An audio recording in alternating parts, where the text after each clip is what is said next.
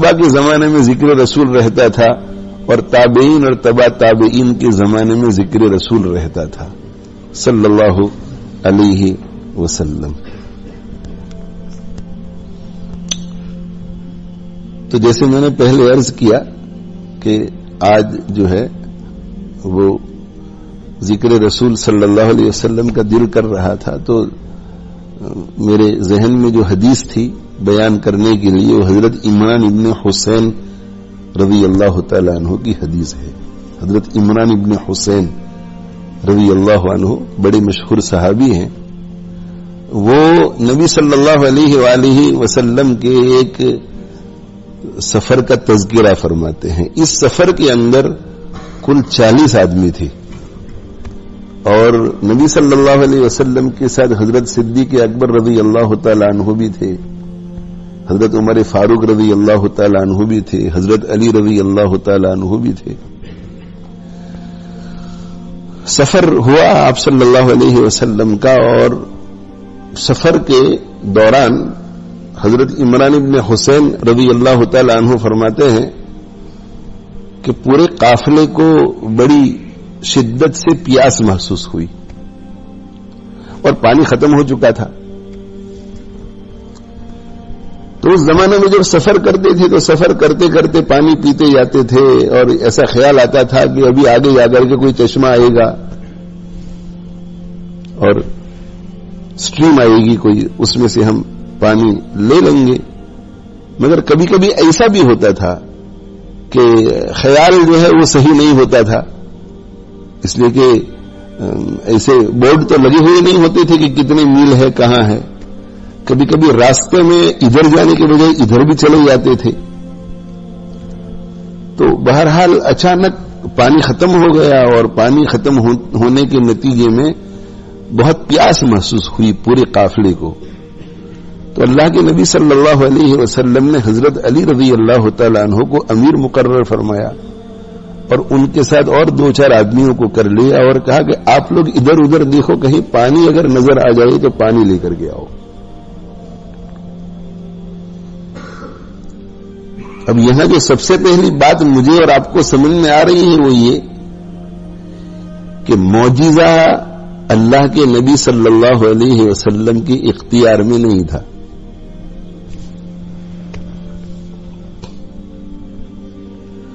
معجزہ وجود میں تب آتا تھا، میریکل وجود میں تب آتا تھا جب اللہ جل جلالہ عامن والہ اوپر سے حکم فرماتے تھے، فیصلہ فرماتے تھے کہ اب معجزے کے ظہور کا وقت آ گیا ہے. اور اللہ کے نبی صلی اللہ علیہ وسلم کو حکم ملتا تھا اور اللہ کے نبی صلی اللہ علیہ وسلم اس کے مطابق کرتے تھے اور معجزہ ظاہر ہوتا تھا.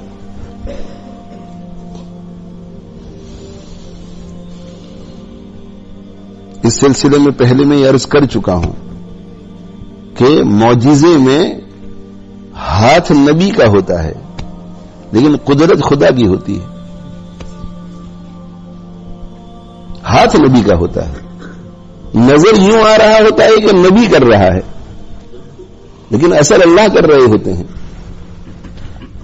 اور اللہ کے کرنے سے وہ چیز، وہ معجزہ، وہ میریکل نبی کے ہاتھ پر ظاہر ہوتا ہے. اور کرتا اللہ ہے، نبی کے ہاتھ پہ ظاہر ہوتا ہے. تو پھر نبی کا کمال کیا ہوا؟ نبی کا یہی تو کمال ہوا کہ زید عمر بکر اور ابراہیم اسماعیل اور احمد کے ہاتھ پہ تو یہ ظاہر نہیں ہوا، ان کے ہاتھ پہ کیوں ظاہر ہوا؟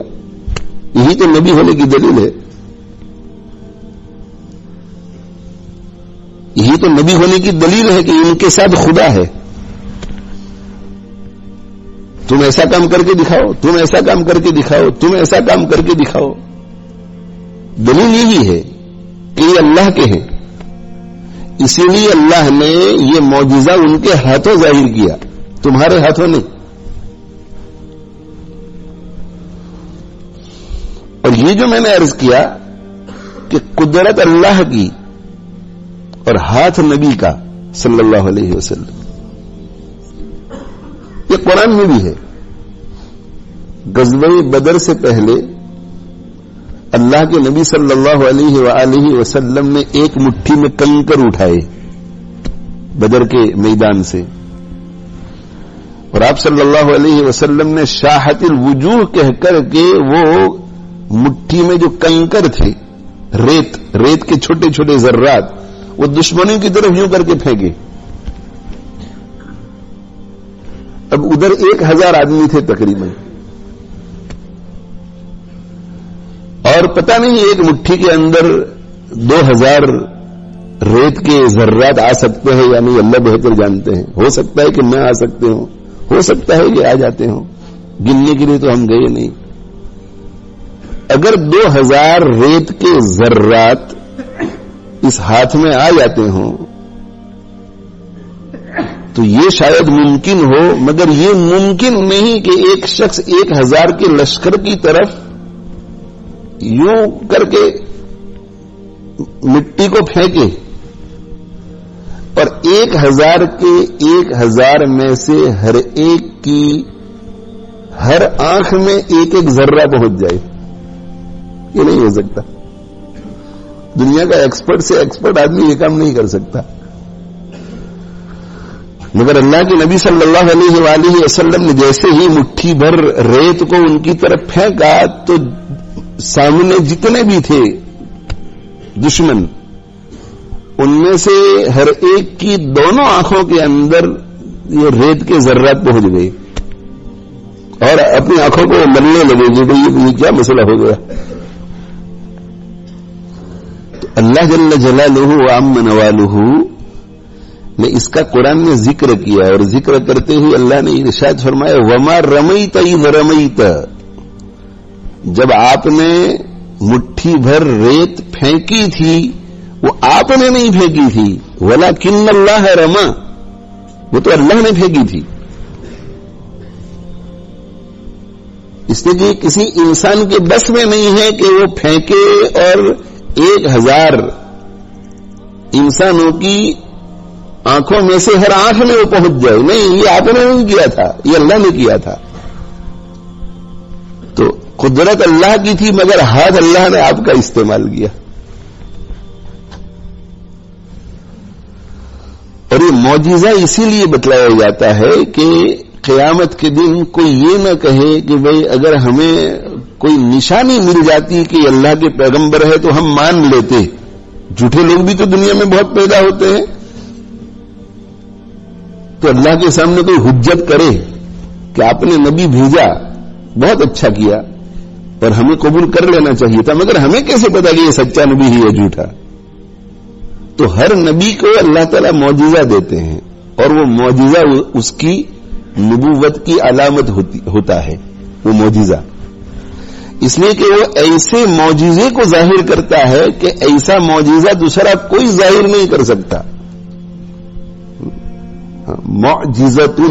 معجزتن کا کیا معنی؟ عربی میں معجزتن کا ہم ترجمہ میریکل کرتے ہیں، لیکن اس کا لفظی معنی کیا ہے؟ عاجز کرنے والی چیز، یعنی ایسی چیز جو پوری دنیا کو عاجز کر دے. اور عاجز کرنے کا کیا معنی کہ یہ کام جو میں نے کیا ہے تم کر کے دکھاؤ. کنکر بولتے تھے، درخت جو ہے وہ چل کر آتا تھا، چاند کے 2 ٹکڑے ہو گئے.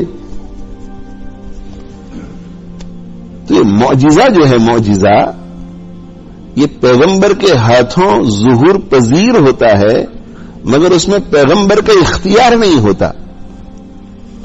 اسی لیے بہت سارے معجزے مانگے کفار مکہ اور مشرکین مکہ نے کہ اگر تم یہ کر کے دکھاؤ تو ہم مسلمان ہو جائیں، یہ کر کے دکھاؤ تو مسلمان ہو جائیں، یہ کر کے دکھاؤ تو مسلمان ہو جائیں. مگر اللہ کے نبی صلی اللہ علیہ وسلم ان کے مطالبات کو پورا نہ کر سکے، اس لیے کہ اللہ کی مرضی نہیں تھی.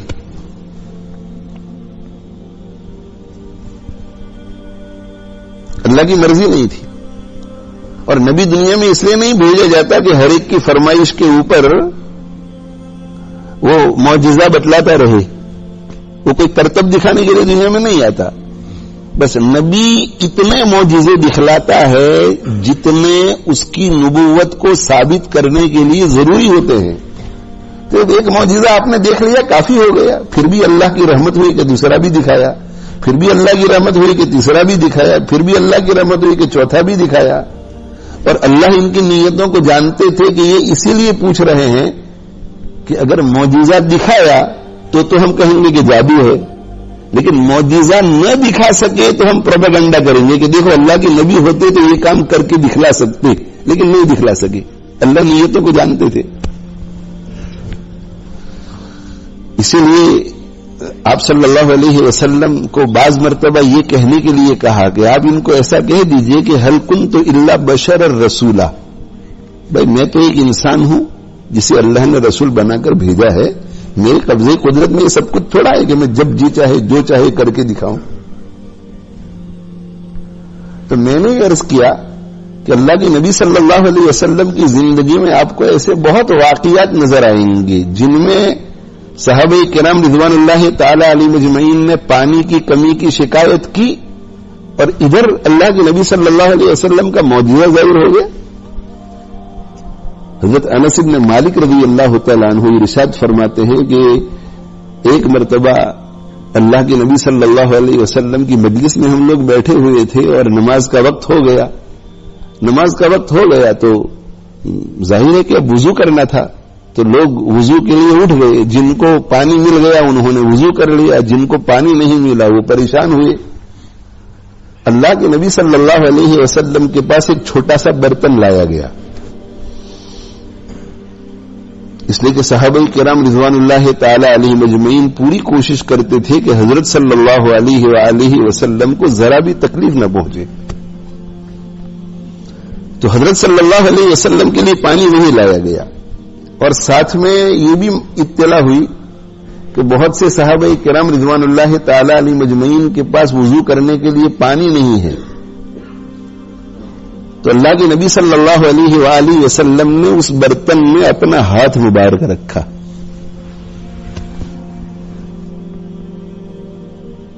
ہاتھ مبارک رکھا، اور حضرت انس رضی اللہ تعالیٰ عنہ ارشاد فرماتے ہیں کہ فرأیت الماء ينبع من تحت اصابعہ صلی اللہ علیہ وسلم، کہ جیسے ہی حضرت صلی اللہ علیہ وسلم نے برتن میں اپنا ہاتھ مبارک رکھا تو میری آنکھوں نے دیکھا، میں وہی تھا قریب بالکل، کہ آپ صلی اللہ علیہ وسلم کی انگلیوں کے نیچے سے پانی ابلنے لگا، جیسے اسٹریم میں پانی ایسے ابلتا ہے نا، زمین میں سے ایسے نکلتا ہے پانی، تو پانی ابلنے لگا۔ پہلے پانی بالکل ٹھہرا ہوا تھا، ساکن تھا برتن میں، لیکن جیسے ہی ہاتھ رکھا تو پانی ابلنے لگا۔ اب اس میں حضرات علماء کرام کی دو رائے ہیں، اور دو میں سے جس رائے کو بھی آپ لے لو معجزہ اپنی جگہ پر ظاہر ہے۔ ایک رائے یہ ہے کہ اللہ کے نبی صلی اللہ علیہ وسلم نے جب برتن کے اندر ہاتھ مبارک رکھا تو ہاتھ کی برکت سے پانی میں سے مزید پانی پیدا ہونے لگا۔ ہاتھ کی برکت تھی، ہاتھ جب تک نہیں رکھا وہاں تک کچھ نہیں ہوا، ہاتھ رکھا تو ہاتھ مبارک کی وجہ سے وہ پانی میں سے پانی نکلنے لگا۔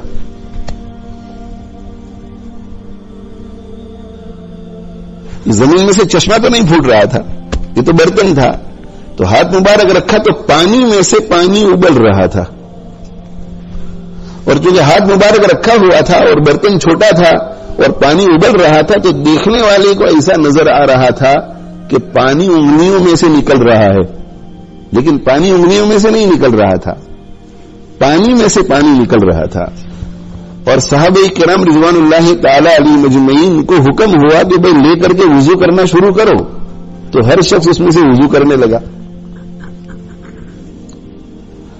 اور دوسری رائے یہ ہے علماء کرام کی، اور اکثر علماء محققین اسی بات کی طرف گئے ہیں کہ جو پانی ابل رہا تھا نا وہ پانی میں سے نہیں، نبی اکرم صلی اللہ علیہ وسلم نے ہاتھ مبارک رکھا تو آپ کے جسد مبارک سے پانی نکلا، بدن مبارک سے پانی نکل رہا تھا، انگلیوں کے بیچ سے،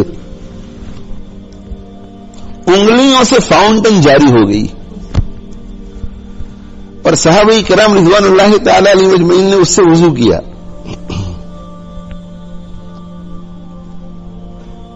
اگر یہ دوسری بات ہے اور راجح یہی ہے، زیادہ بہتر یہی اپینین ہے علماء کا.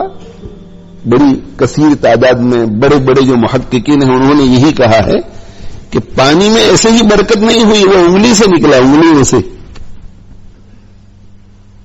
تو علماء کا اس پر اتفاق ہے کہ یہ پانی جو آپ صلی اللہ علیہ وسلم کی انگلیوں سے نکلا تھا، یہ پانی اللہ کی کائنات کے جتنے پانی ہیں ان سب پانیوں سے افضل ہے، اس لیے کہ یہ جسد اطہر سے نکلا ہے، ہمارے آقا صلی اللہ علیہ وسلم کے جسد مبارک سے نکلا ہے. اور ہمارے حضور اقدس صلی اللہ علیہ وسلم کا تو جسد مبارک، آپ کا جسم مبارک کعبے سے بھی افضل ہے، بیت اللہ سے بھی افضل ہے. تو جسم مبارک جب کعبے سے افضل ہو، اس جسم میں سے اگر پانی نکلتا ہے تو زمزم کا پانی اس کا کیسے مقابلہ کر سکے گا؟ تو پہلے نمبر پر سب سے افضل یہ پانی، اور دوسرے نمبر پر سب سے افضل پانی زمزم کا پانی. جنت کے پانی سے بھی افضل پانی زمزم کا. جنت کا پانی اتنا افضل نہیں جتنا زمزم. اور دلیل کیا ہے اس پر دلیل یہ ہے کہ معراج کی رات جب حضرت جبرائیل اور حضرت میکائیل اللہ کے نبی صلی اللہ علیہ وآلہ وسلم کو معراج کے لیے لے جانے کے لیے آئے دونوں، تو حضور اکرم صلی اللہ علیہ وسلم ارشاد فرماتے ہیں کہ میرے سینے کو چاک کیا، میرے سینے کو چیرا جیسے آپریشن میں کرتے ہیں، اور میں بیدار ہوں، دیکھ رہا ہوں سب کچھ، اور اندر سے میرے دل کو نکالا اور میرے دل کو زمزم سے دھویا، میرے دل کو زمزم سے دھویا، اور پھر ایمان وغیرہ جنت کی تشتوں میں، جنت کی ٹرے میں لے کر آئے تھے، وہ میرے دل میں داخل کیا گیا. باطن کی بہت قیمتی قیمتی چیزیں، تو یہ ساری چیزیں جنت سے لے کر کے آئے. اور سب سے افضل دل کو دھونے کے لیے جنت کا پانی لے کر نہیں آئے. تو سب سے افضل انسان، ان کا سب سے افضل دل، اسے تو دھونا چاہیے سب سے افضل پانی سے. تو یہی تو بات ہے کہ سب سے افضل پانی سے دھونا تھا، اسی لیے جنت سے پانی لے کر نہیں آئے، اس سے کہ فرشتے بھی جانتے ہیں اور اللہ بھی جانتا ہے کہ زمزم سے بڑھ کر دوسرا کوئی پانی نہیں ہے، نہ دنیا میں نہ جنت میں. اس لیے بھی زمزم خوب پیو. کسی کو بیماری ہو تو شفا کی نیت سے زمزم پیو. اگر زیادہ خرید نہیں سکتے تو دن میں 1 گھونٹ پی لیا کرو روزانہ.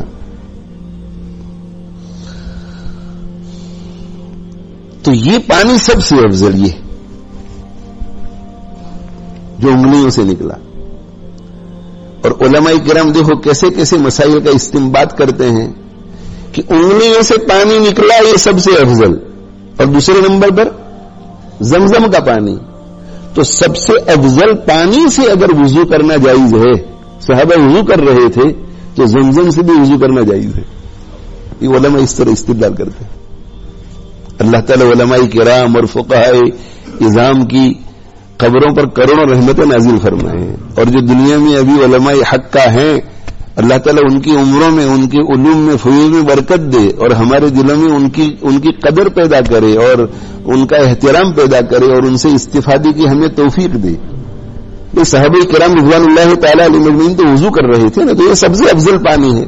تو سب سے افضل پانی سے اگر وضو ہو سکتا ہے تو پھر زمزم تو دوسرے نمبر پر آیا، اس سے بطری کے اولا وضو ہو سکتا ہے.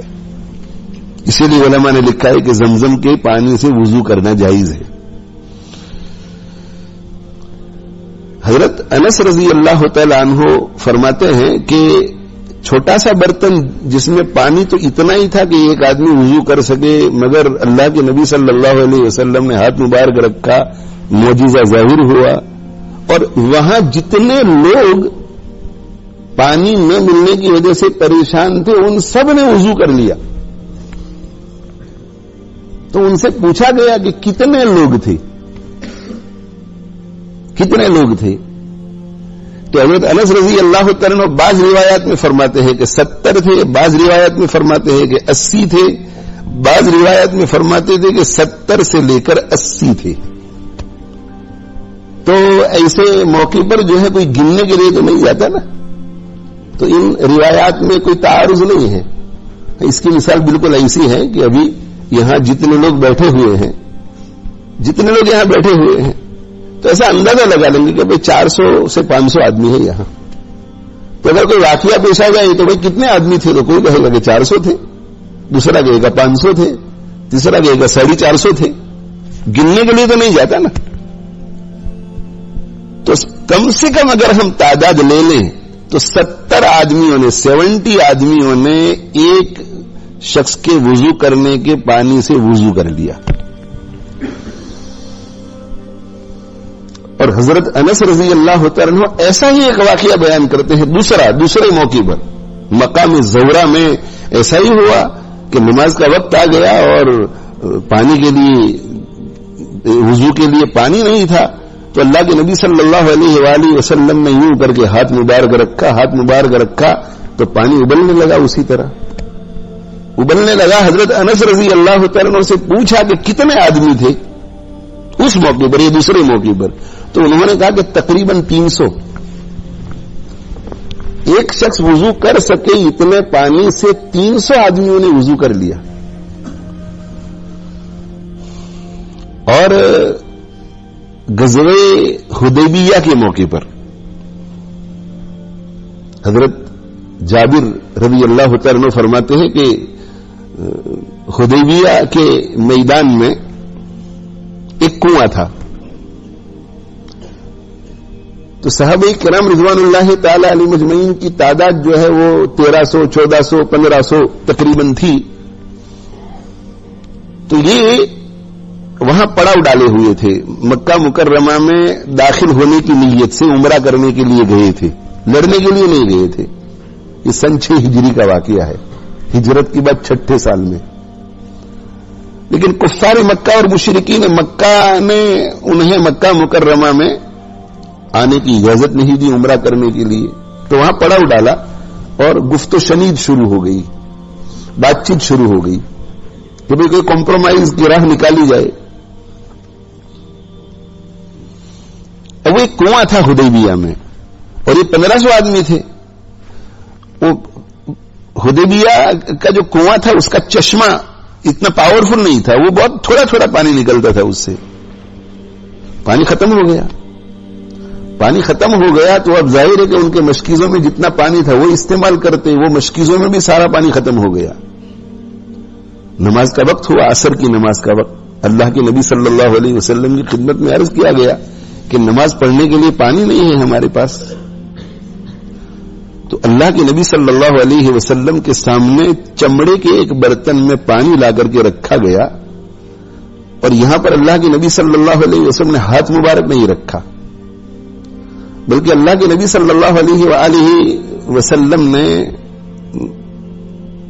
وضو فرمایا. اور وضو فرما کر جو پانی وضو فرمایا آپ صلی اللہ علیہ وسلم نے، اور پانی جتنا استعمال ہوا وہ ہوا، کچھ قطرے اس میں بھی گرے. اور پھر آپ صلی اللہ علیہ وسلم نے منہ میں پانی ڈالا اور منہ میں پانی ڈال کر کے اس برتن میں کلی کی. اور کلی کرنے کے بعد صحابہ کرام رضوان اللہ تعالی علیہ مجمعین سے فرمایا کہ اب اس میں سے استعمال کرو پانی.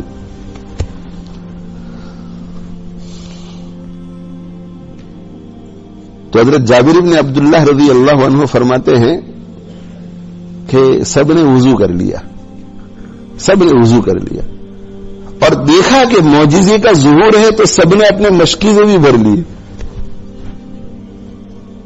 وضو بھی کیا اور اپنے برتنوں کو بھی بھر لیا، مشکیزے کو بھی بھر لیا.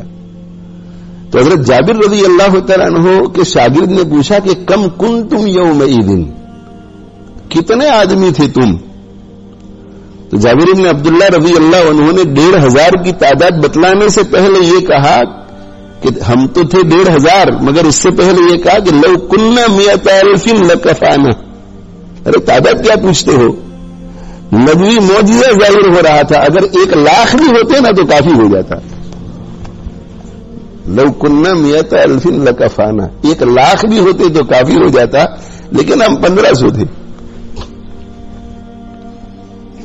اور پھر برا ابن عازب رضی اللہ عنہ دوسری روایت نقل کرتے ہیں کہ پھر اللہ کے نبی صلی اللہ علیہ وسلم تشریف لے گئے, اس لیے کہ مسئلہ تو کنویں کا تھا. جب تک کنویں میں پانی نہیں ہوگا تو کہا کنویں کے کنارے پر جا کر کے آپ صلی اللہ علیہ وسلم بیٹھ گئے, اور بیٹھ کر کے آپ صلی اللہ علیہ وسلم نے پانی منہ میں رکھا اور رکھ کر کے اس میں کلی کی. جب کلی کی اس میں تو پانی جوش مارنے لگا, اور پانی میں اتنی برکت ہوئی کہ وہ فرماتے ہیں کہ ہم سب نے ہمارے برتن کی ظاہر ہے کہ اثر سے مغرب تک میں استعمال بھی ہوا ہوگا پانی. بہرحال ہمارے برتن بھی ہم نے بھر لیے, ہم نے خود نے بھی خوب پانی وہاں سے پیا, وضو بھی کیا, اور ہماری اونٹنیوں نے بھی اس سے پانی پیا. تو دیکھو ایک موقع پر 70 سے 80 آدمی ہیں, ایک موقع پر تقریباً 300 آدمی ہیں, ایک موقع پر تقریباً 1,500 آدمی ہیں, اور اللہ کے نبی صلی اللہ علیہ وسلم کا معجزہ ظہور پذیر ہوا, اور یہاں صرف 40 آدمی ہے, اور 40 آدمی سخت پیاسے. اگر معجزہ نبی کے اختیار میں ہوتا تو حضرت علی کو یہ نہ فرماتے کہ جاؤ پانی ڈھونڈنے کے لیے جاؤ. یہ عقیدے کا مسئلہ ہے اور بہت واضح ہو جاتا ہے. ہمارے سامنے وہ واقعات ہیں جہاں 70-80 آدمیوں نے وضو کیا, جہاں 300 آدمیوں نے وضو کیا, جہاں 1500 آدمیوں نے وضو کیا, اور دیر نہیں لگائی. ادھر شکایت آئی کہ بھئی پانی نہیں ہے, اور کہا کہ لاؤ یہ کرو یہ کرو. اس کے اوپر سے حکم ہوا کہ معجزے کے ظہور کا وقت آیا ہے, تم ایسا کرو. اور معجزہ جو ہے, معجزہ وہ منکر کو, جو انکار کرنے والا ہے, اس کو حجت بتلانے کے لیے ہوتا ہے, اس کے لیے پروف ہوتا ہے کہ دیکھو میں اللہ کا نبی ہوں. اور مسلمانوں کے سامنے جو معجزہ ظہور پذیر ہوتا ہے وہ اس لیے ہوتا ہے کہ ان کے ایمانوں کو اور مضبوط کرنے کے لیے.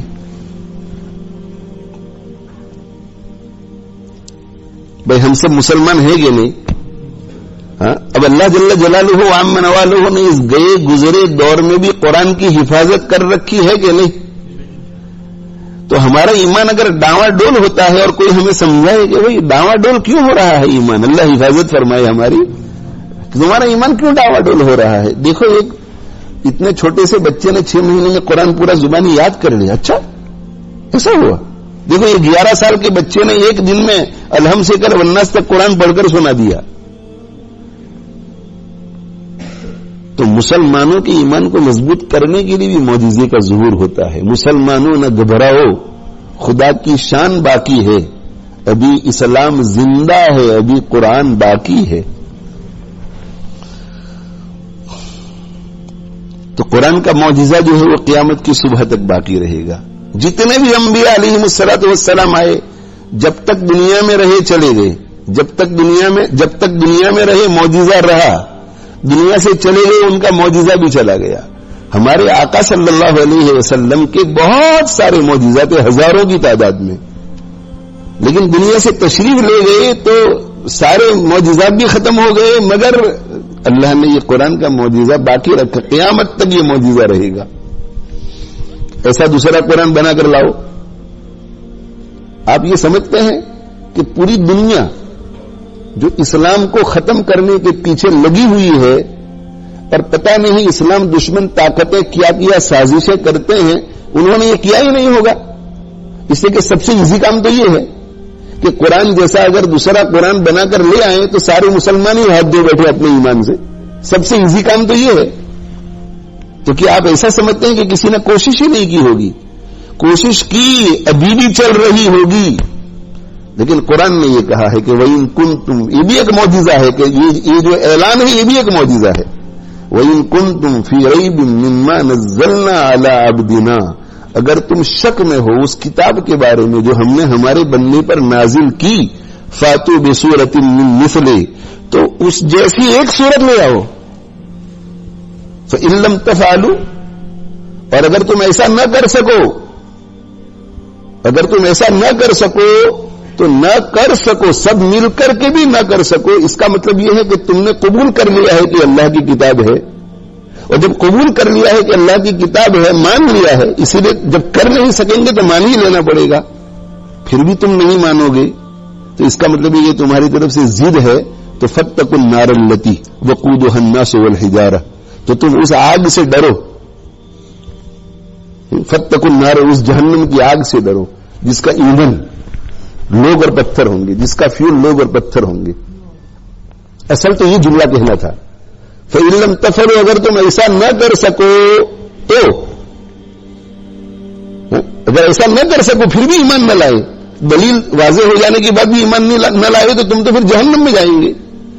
لیکن بیچ میں قرآن نے ایک لفظ کہا، سبحان اللہ، قرآن نے فإن لم تفعلوا، اگر تم ایسا نہ کر سکو، ولن تفعلوا، اور ہرگز نہیں کر سکو گے. قرآن نے اعلان کر دیا اگر تم ایسا نہ کر سکو، ولن تفعلوا، اور ہرگز نہ کر سکو گے. یہ 1442 سال نے بتلا دیا کہ دنیا عاجز ہے. اور تاریخ میں ایسے واقعات ملتے ہیں کہ کوشش کی گئی، بڑے بڑے عربی میں مہارت رکھنے والے لوگوں کو ہائر کیا گیا کہ یہ قرآن جیسا تم کوئی کلام تیار کرو، قرآن جیسا تم کوئی کلام تیار کرو. لیکن دنیا عاجز رہی سے کہ اللہ کا کلام ہے، اللہ کا کلام ہے. اور یہ جو ہے انٹلیکچوئلز اس کو سمجھ سکتے ہیں، صاحب علم لوگ سمجھتے ہیں جن کو عربی دانی سے تعلق ہے. عام آدمی نہیں سمجھ سکتا کہ بھائی ایسی کتاب دوسری نہیں بن سکتی، کیا مطلب اس کا. یعنی لٹریچر کا جو اس میں سٹینڈرڈ ہے، اس کی جو فصاحت ہے، جو بلاغت ہے، ویسا کوئی تیار نہیں کر سکتا.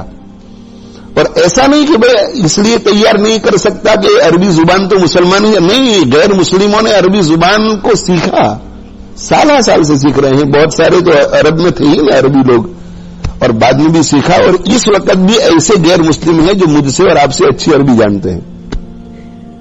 قرآن اور حدیث کی تحقیق بھی وہ ہم سے زیادہ کرتے ہیں رات دن.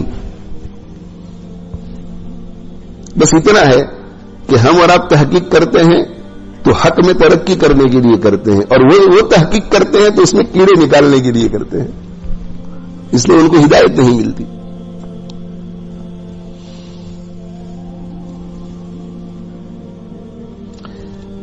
تو معجزے کا فائدہ